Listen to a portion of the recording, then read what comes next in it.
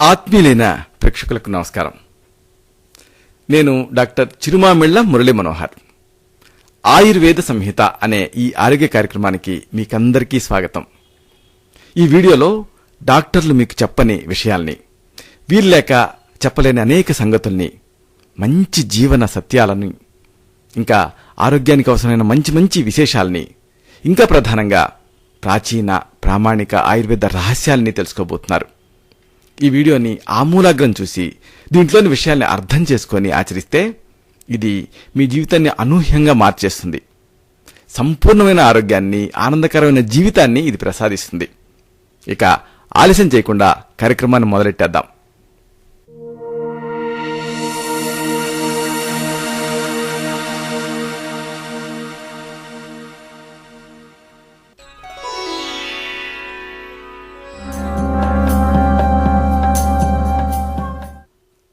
అజీర్తి, ఇండైజెషన్.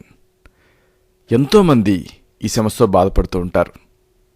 మరో మాటలో చెప్పాలంటే పోరాడుతూ ఉంటారు. అసలు ఈ అజీర్తి అనే సమస్య ఎందుకు వస్తుంది? ఇండైజెషన్ ఎందుకు ఇబ్బంది పెడుతుంది? దీనికి దారితీసే కారణాలేమిటి?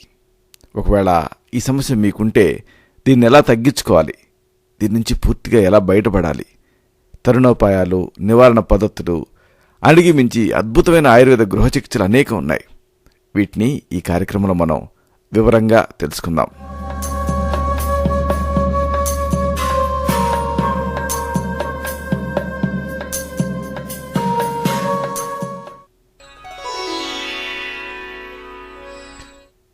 ఎంతో మందిని బాధించే సమస్య ఈ అజీర్తి లేదా ఇండైజెషన్. దీని రూపాలు రకరకాలుగా ఉంటూ ఉంటాయి. కడుపులో అసౌకర్యంగా ఉండటం, ఛాతిలో మంటగా ఉండటం, ఇలా ఒకటి కాదు, రెండు కాదు. అందుకే ఎంతోమందిని బాధించే ఈ సమస్య గురించి అందరూ తెలుసుకొని ఉండటం చాలా చాలా అవసరం.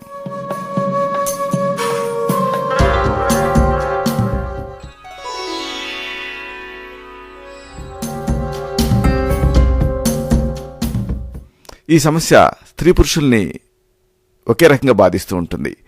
అందుకని కేవలం ఇది ఏదో మగవాళ్ళకి సంబంధించిన సమస్య అనుకోకూడదు. అందరూ దీని గురించి తెలుసుకోవాలి.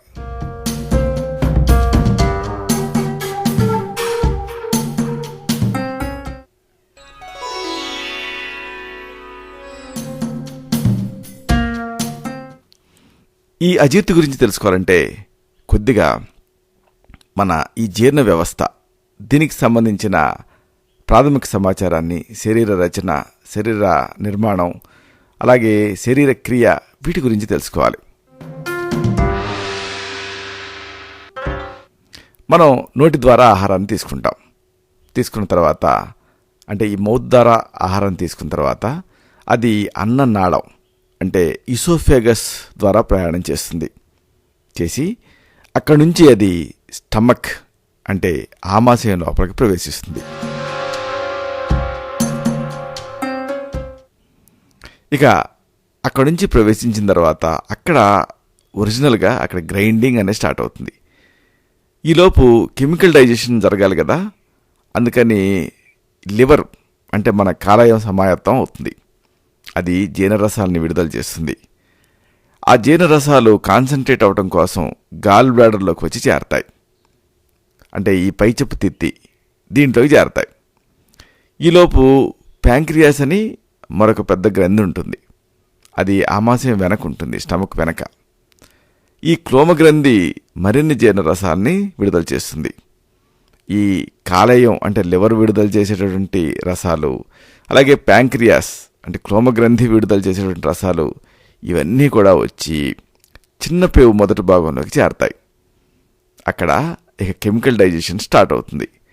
అక్కడి నుంచి ఆహారం అలాగా జరుక్కుంటూ శోషణ చెందిన తర్వాత ఇక మిగిలిన భాగం అంటే శేష భాగం అనేది లార్జ్ ఇంటెస్టైన్ అంటే పెద్ద పేగులోకి చేరుతుంది. ఇక అక్కడి నుంచి అది మలం రూపంలో విసర్జితం అవ్వాలి కదా, అందుకని రెక్టం ద్వారా ప్రయాణం చేసి మలద్వారం నుంచి బయటికి మలం రూపంలో విడుదలవుతుంది.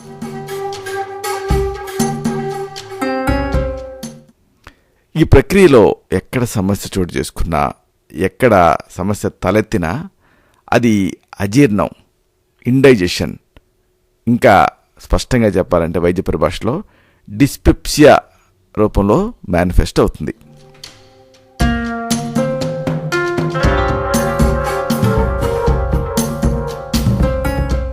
ఇది శరీర రచన, అలాగే శరీర క్రియ.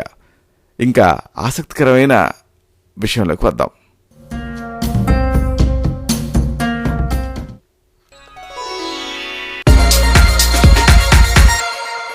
ఉపోద్ఘాతం.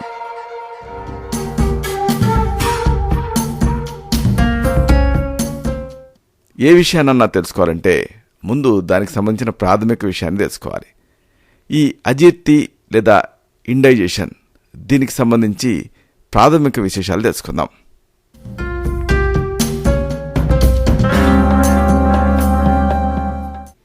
అజీర్ణం అనేది ఒక స్వతంత్ర వ్యాధి, అలాగే ఒక లక్షణం కూడా.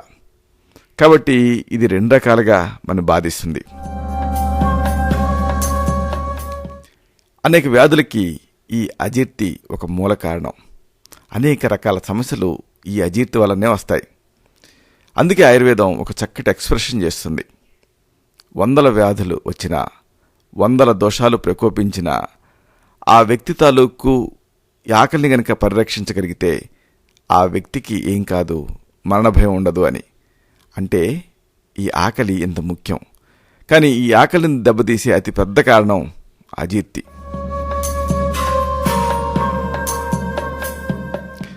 అసలు ఈ అజీర్తి అనేది ఎందుకు వస్తుంది అంటే, ఆహార విహారాల తాలూకు విషమ ప్రభావం వల్ల ఈ అజీర్తి వస్తుంది అంటుంది ఆయుర్వేదం. ఆహారం అంటే మనం తినేటటువంటి తిండి, విహారం అంటే మనం చేసే పనులు, ఈ 2 వ్యత్యస్తమైనప్పుడు అప్పుడు అజీర్తి అనే సమస్య వస్తుంది.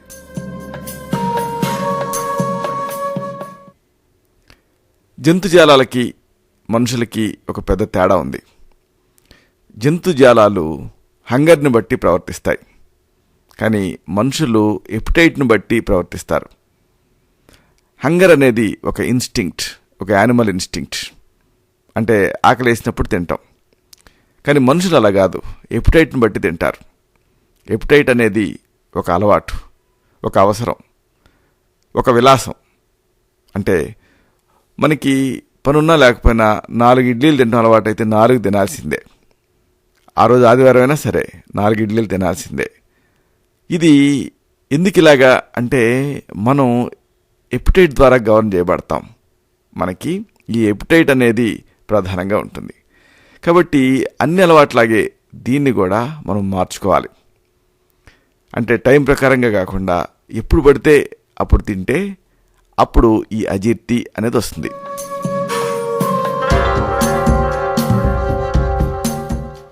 అసలు అజీర్తి ఎందుకు వస్తుందంటే, మనం ఆహారం తీసుకుంటాం కదా, ఈ ఆహారం జీర్ణం అయిన తర్వాత మళ్ళీ తీసుకోవాలి.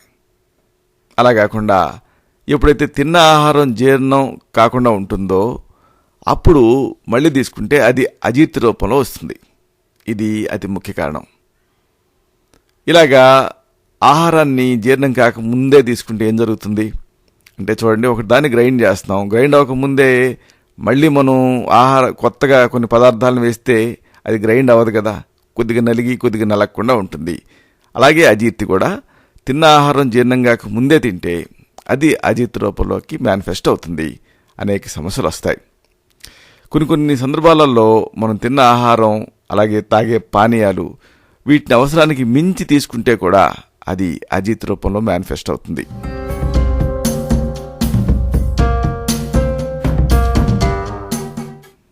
ఇక అతి ముఖ్యమైనటువంటి మరొక సమస్యకి, మరొక విషయానికి వస్తున్నాం.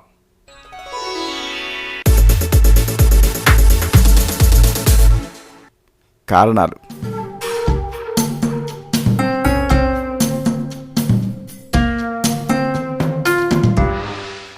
ఆయుర్వేదం ఒక గొప్ప ఎక్స్ప్రెషన్ చేస్తుంది. సంక్షేపతః క్రియాయోగో నిదానస్య చ వర్జనం ఉంటుంది. అంటే ఏదైనా ఒక సమస్యని మనం పూర్తిగా తగ్గించుకోవాలంటే కారణాలు తెలుసుకోవాలి. కారణాలు తెలుసుకోవటం అంత ముఖ్యం. కాబట్టి ఈ అజీర్ణానికి దారితీసేటువంటి కారణాలు ఏమిటి, వీటిని తెలుసుకుందాం.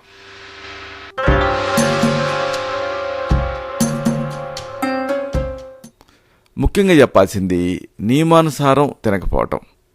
ఇది అజీర్ణానికి ఒక ముఖ్యమైనటువంటి కారణం. అంటే టైం ప్రకారంగా నిర్ణీత విధానంలో తినాలి. అట్లా కాకుండా ఈ అవసరానికి మించి తింటే అప్పుడు అజీర్ణం అనేది వస్తుంది. దీన్ని ఆయుర్వేదం అధ్యసనం అంటుంది. అలాగే మనకి అతిగా ఏది చేయకూడదు, అలా చేయకుండా కూడా ఉండకూడదు. కానీ ఎక్కువ ద్రవ పదార్థాలని అవసరానికి మించి తాగటం ఈ మధ్య కనిపిస్తుంది. దీనివల్ల కూడా పానాజీర్ణం అంటే అజీర్ణం అనేది వచ్చేస్తుంది.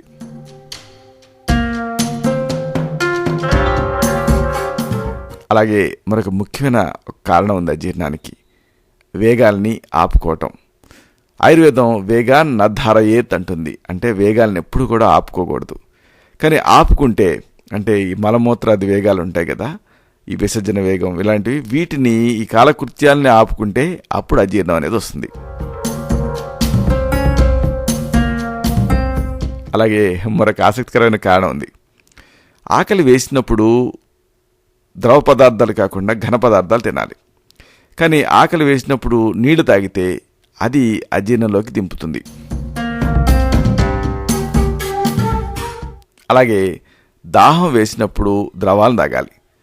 అలా కాకుండా దాహం సమయంలో తిన్నారనుకోండి తాగకుండా, అప్పుడు కూడా అజీర్ణం అనేది వస్తుంది.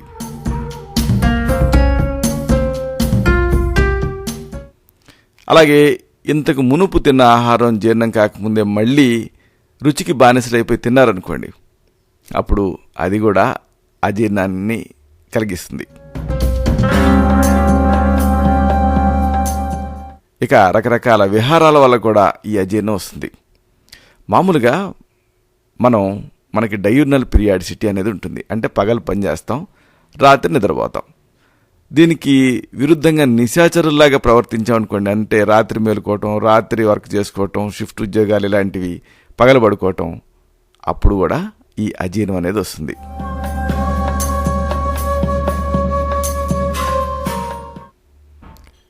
ఇక మరొక ముఖ్యమైనటువంటి కారణం అజీర్ణానికి ఉంది. ఇదేంటంటే ఆలస్యంగా జీర్ణమయ్యేటటువంటి భోజనాన్ని తింటాం. అలాగే భోజనం ఎప్పుడు కూడా ఆహారం ఉడికించాలి. ఈ ఉడికించటం అనేది పరిణామ క్రమంలో మనం నేర్చుకున్నటువంటి అద్భుతమైనటువంటి టెక్నిక్. ఈ ఉడకటం వల్ల ఆహారాలు విడిపోయి తేలిగ్గా జీర్ణం అవుతాయి. అంటే మన పేగుల్లో జరగాల్సింది బయటనే జరుగుతుంది ఉడకటం ద్వారా. కాబట్టి హాయిగా డైజెస్ట్ అవుతుంది. చూడండి, బియ్యం ఉంది. బియ్యాన్ని మనం ఉడికిస్తే తేలిగ్గా జీర్ణం చేసుకోగలుగుతాం. ఉడికించకుండా యాజిటీస్గా పచ్చి బియ్యాన్ని తిని చూడండి, కడుపు నొప్పి వచ్చేస్తుంది, అజీర్ణం వచ్చేస్తుంది. కాబట్టి ఆహారాన్ని ఉడికించి తీసుకోవాలి. ఇది ఆయుర్వేదం చెప్తుంది.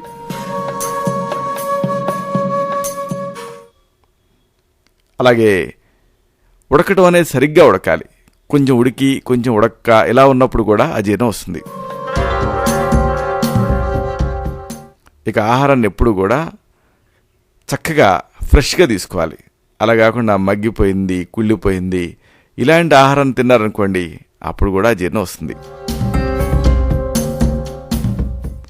ఇంకా మరీ ఎక్కువ చల్లటి పదార్థాలు తిన్నారనుకోండి, లేదు మరీ ఎక్కువ వేడిగా ఉండేటువంటి పదార్థాలు తిన్నారనుకోండి, అప్పుడు కూడా అజీర్ణం వస్తుంది. ఇంకా ఘాటుగా ఉండేటువంటి మసాలాలు, వీటితో చేసిన ఆహారంతో కూడా ఈ అజీర్ణం వచ్చే రిస్క్ ఉంటుంది. కాబట్టి జాగ్రత్తగా ఉండాలి. ఇంతేనా, మనోవైరుధ్యాలు ఇవి కూడా ఈ అజీర్ణాన్ని కలగజేస్తాయి. ఈర్ష్య, కోపం, లోభం, అసహనం ఇలాంటి అనేక మనోవైరుధ్యాలు ఈ అజీర్ణాన్ని కలిగించే రిస్క్ ఉంటుంది. వీటితో ఈ పేగుల కదలికలో తేడాలు వచ్చేసేసి ఇండైజెషన్, డిస్పెప్సియా ఇవన్నీ వచ్చే అవకాశం, రిస్క్ ఉంటాయి.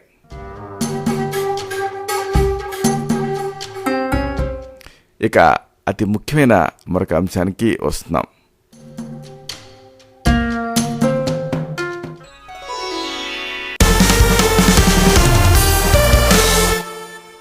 లక్షణాలు.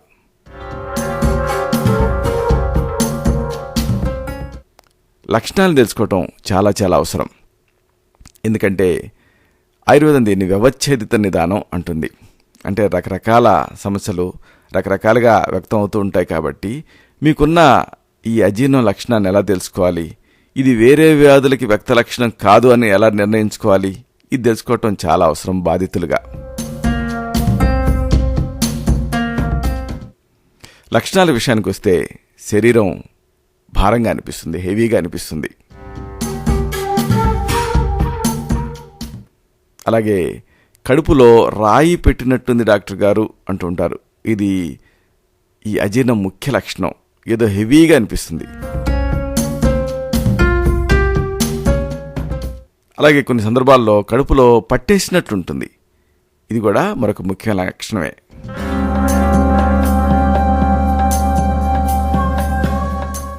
అలాగే మలబద్ధకం ఉంటుంది, కాన్స్టిపేషన్. ఇంకా దీనికి విరుద్ధంగా అప్పుడప్పుడు విరేచనాలు అవుతూ ఉంటాయి. ఇది కూడా అజీర్ణం లక్షణమే. అలాగే వికారంగా ఉంటుంది, తెములుతున్నట్టుగా.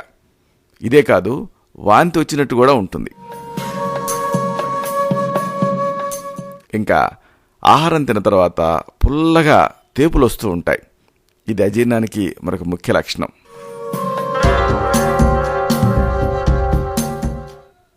అలాగే ఏదైనా మనం ఆహారాన్ని ఎందుకు తింటాం అంటే రుచి కోసం. ఈ రుచి అనేది చాలా అవసరం ఆహారాన్ని జీర్ణం చేసుకోవాలంటే. కానీ కొన్ని సందర్భాలలో ఈ ఆహారం అనేది అజీర్ణం ఉన్నప్పుడు అరుచిగా ఉంటుంది. అంటే ఎంత చక్కగా ఆహారాన్ని తయారు చేసినప్పటికీ కూడా రుచి ఉండదు. ఇది కూడా అజీర్ణం ముఖ్య లక్షణమే.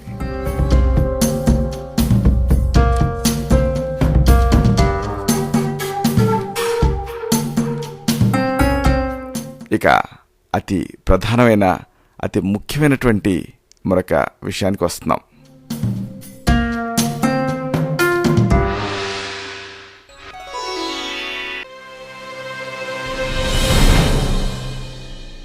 తరుణోపాయాలు. మీకు ఈ సమస్య ఉందనుకోండి, దాన్ని ఎలా తగ్గించుకోవాలి, ఎలాంటి గృహ చికిత్సలు ఉన్నాయి, ఎలాంటి నివారణ మార్గాలు ఉన్నాయి, ఇది తెలుసుకుందాం.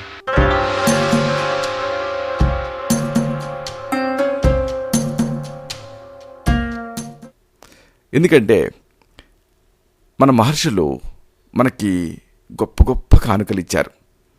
ఆయుర్వేదం రూపంలో ప్రపంచానికి దేవదేవులు, ధన్వంతరి లాంటి దేవదేవులు మనకు అందించినటువంటి ఈ ఆయుర్వేదాన్ని మహర్షులు గ్రంథస్థం చేసి ప్రపంచానికి అందించారు. మన భారతీయ మహర్షులు మనకు అందించినటువంటి ఈ కోటానుకోట్ల తరుణోపాయాలలో కొన్ని తేలిగ్గా తయారు చేసుకోగలిగేటటువంటి ఖర్చు లేని తరుణోపాయాల్ని ఇప్పుడు ఈ కార్యక్రమంలో మనం తెలుసుకుందాం.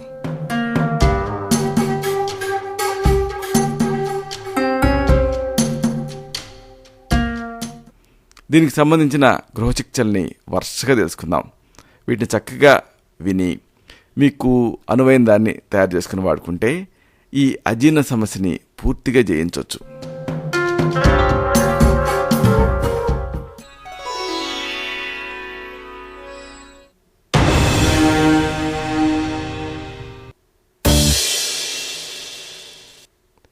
మొదటి గృహ చికిత్స.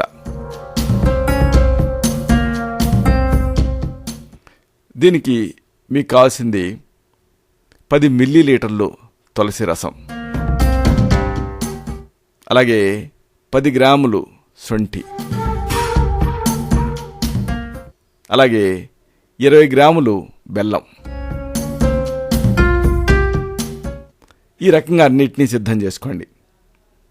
10 మిల్లీలీటర్ల తులసి రసం, అలాగే 10 గ్రాముల శొంఠి, అలాగే 20 గ్రాముల బెల్లం అన్నిటినీ కలపండి, నూరండి. ఈ మిశ్రమాన్ని చిన్న చిన్న మాత్రలుగా చేసుకోండి. ప్రతిరోజు పొద్దున ఒక మాత్ర, సాయంత్రం ఒక మాత్ర చొప్పున నీళ్లతో వేసుకుంటూ ఉంటే పాచన క్రియ చక్కగా ఉంటుంది. చక్కగా ఉండటమే కాదు, ఆకలి కూడా పెరుగుతుంది. ఇక మరొక మంచి గృహ చికిత్స తెలుసుకుందాం.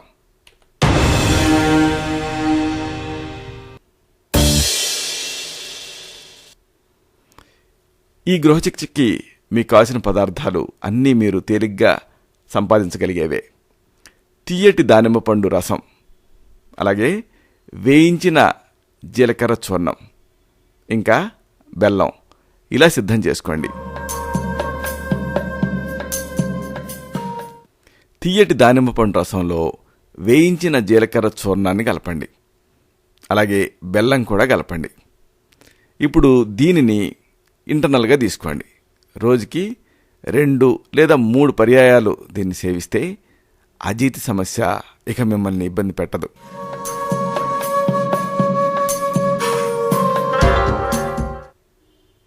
ఇలాంటిదే మరొక చక్కటి గృహ చికిత్స తెలుసుకుందాం.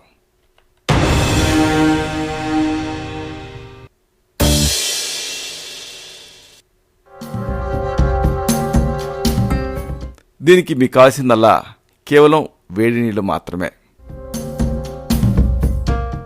వేడి నీళ్ళని ఒక ఫ్లాస్క్లో పోసుకొని ఈ వేడి నీళ్ళని తరచుగా మీరు తాగుతూ ఉంటే అజీర్తి సమస్య ఇక ఎప్పటికీ మిమ్మల్ని ఇబ్బంది పెట్టదు.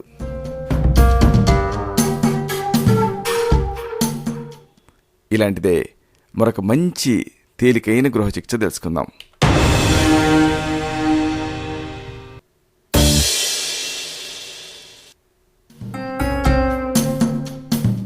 దీనికి మీకు కావాల్సిన పదార్థాలు శొంఠి, నల్ల మిరియాలు, అలాగే సైంధవ లవణం, ఇంకా మజ్జిగ. శొంఠిని, నల్ల మిరియాలను ఎందుకన్నామంటే కొన్నిసార్లు ఈ మిరియాలపై నుండే పొట్టు తీసేసి తెల్ల మిరియాల రూపంలో కూడా అమ్ముతూ ఉంటారు. కాబట్టి శొంఠిని, నల్ల మిరియాలని, సైంధవ లవణాన్ని సమాన పాడల్లో కలపండి. దీన్ని మెత్తగా పొడి చేసుకోండి, నిల్వ చేసుకోండి. ఇప్పుడు దీన్ని ఒక 5 గ్రాములు అంటే 1 టీ స్పూన్ తీసుకొని ఒక అర గ్లాసు మజ్జిగకి కలిపి తాగేయండి. దీంతో ఈ అజీర్ణ సమస్య పూర్తిగా తగ్గిపోతుంది.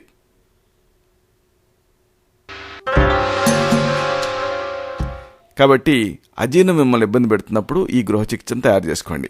శొంఠి, నల్ల మిరియాలు, సైంధవ లవణం సమాన పాడల్లో కలిపి పొడి చేసుకొని నిల్వ చేసుకొని ఈ పొడిని 1 టీ స్పూన్ మోతాదుగా ఒక అరకప్పు లేదా అర గ్లాసు మజ్జిగకి కలిపి దాన్ని తాగేయాలి. దీంతో అజీర్ణ సమస్య ఇక మిమ్మల్ని ఇబ్బంది పెట్టదు. మరొక మంచి గృహ చికిత్స తెలుసుకుందాం.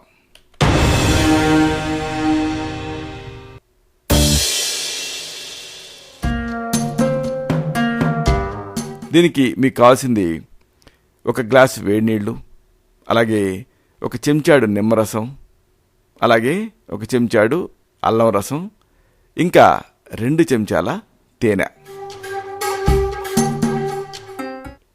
1 గ్లాసు వేడి నీళ్ళకి 1 చెంచాడు నిమ్మరసాన్ని పిండండి, 1 చెంచాడు అల్లం రసాన్ని కూడా కలపండి, ఇంకా 2 చెంచాల తేనె కూడా కలపండి, తాగేయండి. దీంతో అజీర్ణం ఇక మిమ్మల్ని ఇబ్బంది పెట్టదు.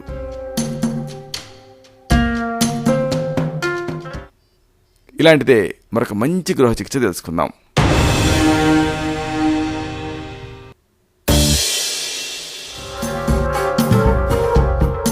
దీనికి మీకు కావాల్సింది 1 గ్రాము ఇంగువ, అలాగే మజ్జిగ ఇలా సిద్ధం చేసుకోండి. 1 అర గ్లాసు మజ్జిగ తీసుకొని దానికి 1 గ్రాము పొంగించినటువంటి ఇంగువ పొడిని కలపండి. భోజనానికి ముందు ఈ మజ్జిగ తాగేయండి. దీంతో అజీర్ణం మటు మాయం అవుతుంది.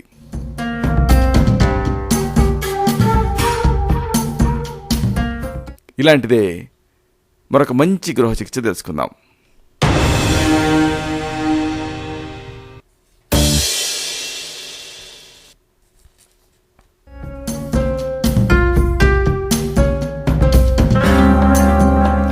దీనికి మీకు కావాల్సింది తులసి ఆకులు 10 గ్రాములు.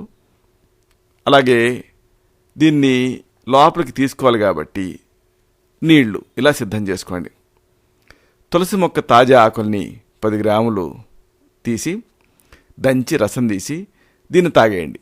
దీంతో అజీర్తితో వచ్చేటటువంటి ఈ తేన్పులు చక్కగా వెంటనే కంట్రోల్ అవుతాయి.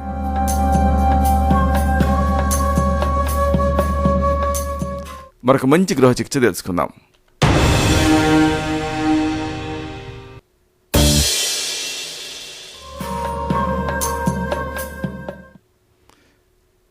ఐదు గ్రాముల తులసి ఆకుల్ని అలాగే ఒక 5 లేదా 10 నల్ల మిరియాలని రెండింటినీ కలిపి దంచండి, ఉండలు చేయండి.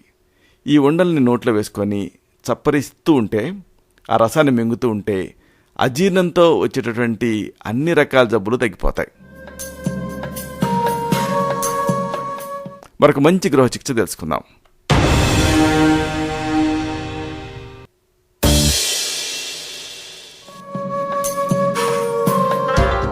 తులసి దళాన్ని 1 గ్రాము నల్ల ఉప్పుతో కలపండి, దంచండి.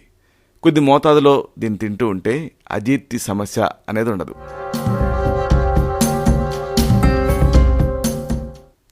ఇలాంటిదే మరొక చక్కని గృహ చికిత్స తెలుసుకుందాం.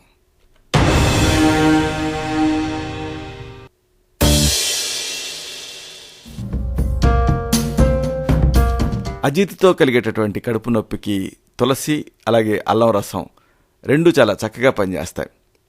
తులసి అల్లం రసం కలిపి 1 చెంచాడు మోతాదుగా 2 లేదా 3 గంటల తేడాతో 3 సార్లు తీసుకుంటే అజీర్తి తగ్గిపోతుంది. ఈ రసాన్ని వేడి నీళ్లతో కలిపి తీసుకుంటే ఇంకా ఎఫెక్టివ్గా ఇంకా వేగంగా పనిచేస్తుంది.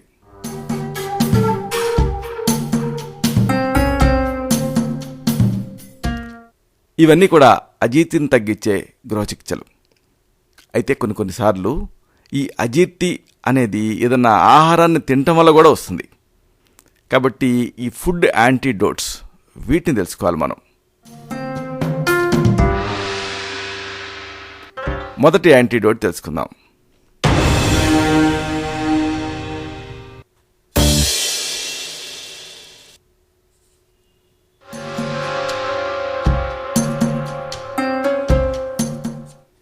మామూలుగా పులగవని చేసుకుంటూ ఉంటాం.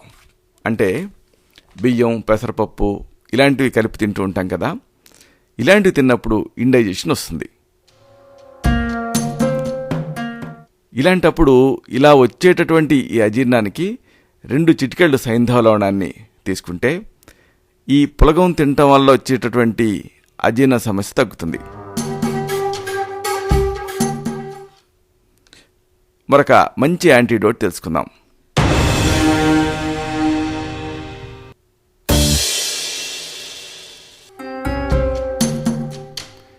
లడ్డూలు, పూరీలు ఇలాంటివి ఈ తీపి పదార్థాలు వీటిని తీసుకుంటే ఒక్కోసారి ఇండైజెషన్ వస్తుంది. అలాంటప్పుడు మోడీ చూర్ణం అని ఉంటుంది, పిప్పళ్ళ కట్టె. ఇది ఆయుర్వేద మూలిక షాపులో దొరుకుతుంది. దీన్ని తెచ్చుకొని పొడి చేసి దీన్ని తీసుకుంటే ఈ మోడీ చూర్ణాన్ని ఈ లడ్డూలు, పూరీలు ఇలాంటివి ఎక్కువగా తీసుకోవటం వల్ల వచ్చేటటువంటి ఇండైజెషన్ తగ్గుతుంది. మరొక మంచి యాంటీడోట్ తెలుసుకుందాం.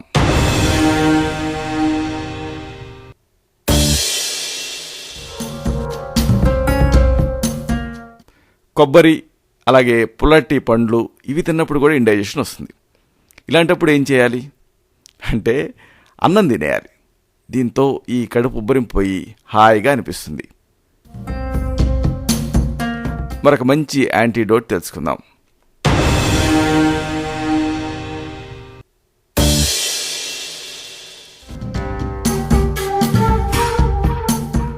ఈ మారేడు పండ్లు వీటిని ఒక్కోసారి తింటే కషాయ రస ప్రధానం కాబట్టి అది అజీర్ణం వస్తుంది. అలాంటప్పుడు వేప పండు తింటే ఆ మారేడు పండు తిన్నప్పుడు వచ్చే ఇండైజెషన్కి విరుగుడుగా పనిచేస్తుంది. మరొక మంచి విరుగుడు తెలుసుకుందాం.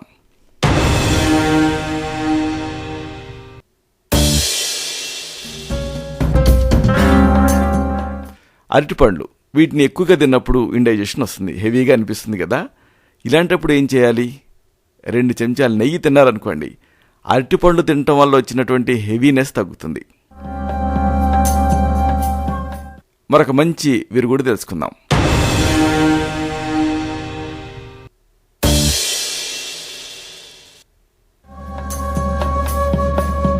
ఎక్కువగా నెయ్యి తింటాం. ఇలా నెయ్యి తిన్నప్పుడు కూడా ఇండైజెషన్ వస్తుంది. అలాంటప్పుడు ఏం చేయాలి?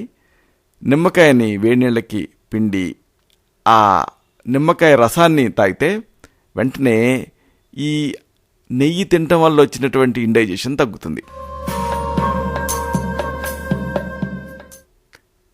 మరొక మంచి విరుగుడు తెలుసుకుందాం.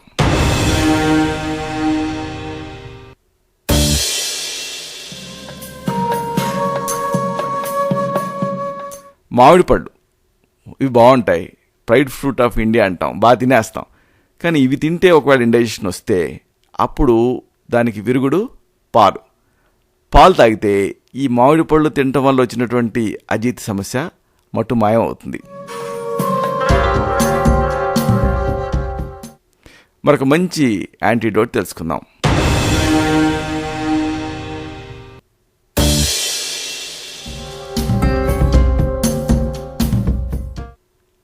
అన్నం ఇది బాగుంది కదా అని మరీ ఎక్కువ తిన్నారనుకోండి, అప్పుడు పొట్ట బరువుగా అసౌకర్యంగా అజీర్తిగా ఉందనుకోండి, అప్పుడు దీనికి యాంటీడోట్ వేడి నీళ్ళు. వేడి నీళ్ళు తాగితే ఈ అన్నం తినటం వల్ల వచ్చినటువంటి ఓవర్గా తినటం వల్ల వచ్చినటువంటి అజీర్తి తగ్గుతుంది.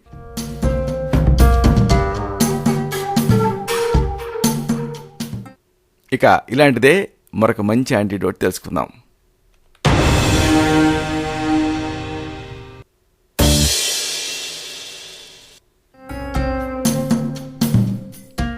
ఓవర్గా నీళ్లు తాగారనుకోండి, అప్పుడు ఆయాసంగా అనిపిస్తుంది. దీనికి ఆయాసం తగ్గాలి అంటే కొద్ది మోతాదులో వాము దీన్ని చప్పరించండి, నోట్లో వేసుకొని నవిలి రసం మింగండి. దీంతో పానాజీర్ణం అంటే ఓవర్గా నీళ్లు తాగటం వల్ల వచ్చినటువంటి ఇండైజెషన్ సమస్య తగ్గుతుంది.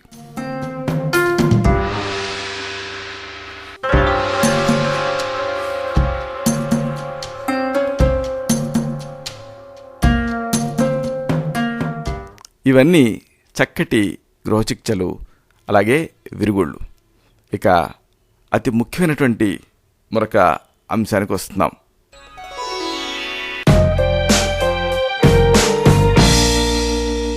పథ్యాపథ్యాలు.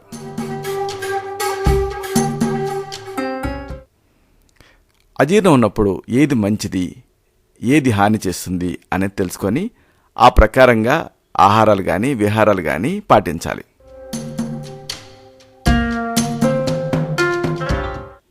అజీర్ణంగా ఉన్నప్పుడు 2-3 రోజుల వరకు చాలా లైట్గా తినటం మంచిది. లఘుశనం అంటారు దీన్ని. ఇలా లైట్గా తింటే అజీర్తి సమస్య తగ్గుతుంది. వీలైతే 1-2 రోజులు ఉపవాసం కూడా ఉండొచ్చు. తర్వాత ఎర్రకందులు, మెంతులతో తయారు చేసుకున్నటువంటి సూపు, జీలకర్ర, సైంధవ లవణం, ఇంగువ, వెల్లుల్లి ఇలాంటి వాటిని యథోచితంగా తీసుకోవచ్చు. అప్పుడు అజీర్ణ సమస్య ఇబ్బంది పెట్టదు. పాత బియ్యం, పెసరపప్పు వీటితో జావ లాంటిది తయారు చేసుకొని తీసుకుంటే కూడా అజీర్ణంలో హితకరంగా ఉంటుంది. అజీర్ణం ఉన్నప్పుడు పెరుగు వాడకండి, కానీ మజ్జిగ తీసుకోవచ్చు. ఇక కారం, మసాలాలు, చాలా ఆలస్యంగా జీర్ణమయ్యేటటువంటి పదార్థాలు వీటి నుంచి దూరంగా ఉండండి.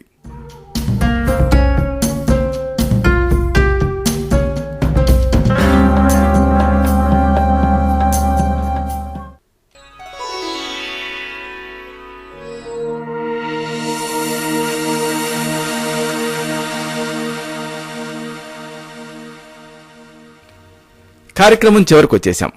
ఈ వీడియోని మొదటి నుంచి చివరి దాకా చూసినందుకు ధన్యవాదాలు. ఇక్కడ మీకు ఒక ముఖ్యమైన విషయం చెప్పాలి. ఇప్పుడు మనం చెప్పుకున్నామే, ఇవన్నీ కూడా సాధారణ గృహ చికిత్సలు, అలాగే ఆయుర్వేద ప్రథమ చికిత్సలు. అయితే కొన్నిసార్లు ఈ ఆరోగ్య సమస్యలు అనేవి ఈ గృహ చికిత్సల స్థాయిని, వీటి పరిధిని మించుంటాయి. అలాంటి సందర్భాల్లో వ్యక్తిగత ఆయుర్వేద చికిత్స అనేది అవసరం అవుతుంది. మీకున్న అన్ని సమస్యల్ని అన్ని కోణాల నుంచి విశ్లేషించాలి. ముఖ్యంగా మీ నాడిని చూడాలి. అలాగే మీ తత్వాన్ని శాస్త్రీయ ఆయుర్వేద పద్ధతిలో పరీక్ష చేయాలి. ఇతర వ్యాధులు లేకపోతే స్థితులు, వీటి ప్రభావాన్ని కూడా పరిగణలోకి తీసుకోవాలి. ఇలాగ అన్నిటినీ క్రోడీకరించి మీకు మాత్రమే ప్రత్యేకమైన ఔషధాలని తగిన అనుపాన సహపానాలతో నిర్ణీత కాలం పాటు ప్రిస్క్రైబ్ చేయాల్సి ఉంటుంది. అలాగే ఆహారంలో మార్పులు చేర్పులు సూచించాల్సి ఉంటుంది. ఇంకా యోగా ఇలాంటి వ్యాయామ చికిత్సను కూడా సజెస్ట్ చేయాల్సి ఉంటుంది. అసలు మందులతో పనిలేని అద్రవ్యభూత చికిత్సలను కూడా సూచించాల్సి ఉంటుంది. అలాగే పంచకర్మ చికిత్సా విధానాలు ఇలాంటి వాటిని కూడా సూచించాల్సి ఉంటుంది. ఇలాంటి సమగ్ర సమిష్టి విధానంతో మీరు పూర్తిగా ఆరోగ్యవంతులుగా మారతారు. బాధారహితమైన ఆనందకరమైన జీవితాన్ని గడపగలుగుతారు.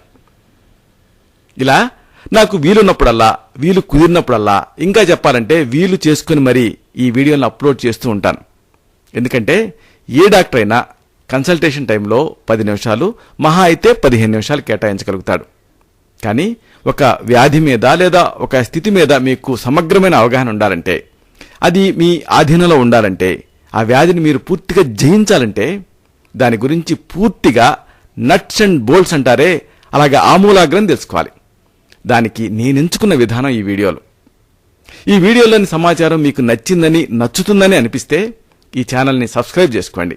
ఒకవేళ ఈ పాటికే చేసుకుని ఉండకపోతే ఈ వీడియో కింద కానీ పక్కన కానీ ఎరుపు రంగులో సబ్స్క్రైబ్ అని ఒక బటన్ ఉంటుంది. దాన్ని క్లిక్ చేస్తే ఈ ఛానల్ మీకు సబ్స్క్రైబ్ అవుతుంది, అంటే మీ ఖాతాలో చేరుతుంది. దీనివల్ల ఉపయోగం ఏంటంటే కొత్త వీడియో అప్లోడ్ అయినప్పుడల్లా ఆ సమాచారం మీకు ఈమెయిల్ ద్వారా అందుతుంది. అలాగే యూట్యూబ్ ఛానల్ మీద ల్యాండ్ అయినప్పుడల్లా కూడా మొదటి వీడియోలో ఈ వీడియో కూడా కనిపిస్తుంది. అలాగే ఈ వీడియో లింక్ని మీ ఫ్రెండ్స్తో, మీ సర్కిల్స్తో షేర్ చేసుకోండి. వీడియో కింద షేర్ అని ఒక బాణం గుర్తుంటుంది. దాన్ని క్లిక్ చేస్తే అప్పుడు మీకు ఆ లింక్ కనిపిస్తుంది. ఆ లింక్ని కాపీ చేసుకొని షేర్ చేసేసేయండి. అప్పుడు దీంట్లోని సమాచారం ఇతరులకి, మీ సర్కిల్స్కి కూడా ఉపయోగపడుతుంది. ఇలాంటి మరొక ఆసక్తికరమైన విషయాన్ని మళ్ళీ ఇదే కార్యక్రమాల పరంపరలో మనం కలుసుకున్నప్పుడు సవివరంగా, సశాస్త్రీయంగా, సమగ్రంగా తెలుసుకుందాం. శతం జీవ శరదో వర్ధమానః, శతం హేమంతాన్ శతం వసంతాన్. 100 శరత్తులు, 100 హేమంతాలు, 100 వసంతాలు వర్ధిల్లుతూ జీవించండి. శుభం.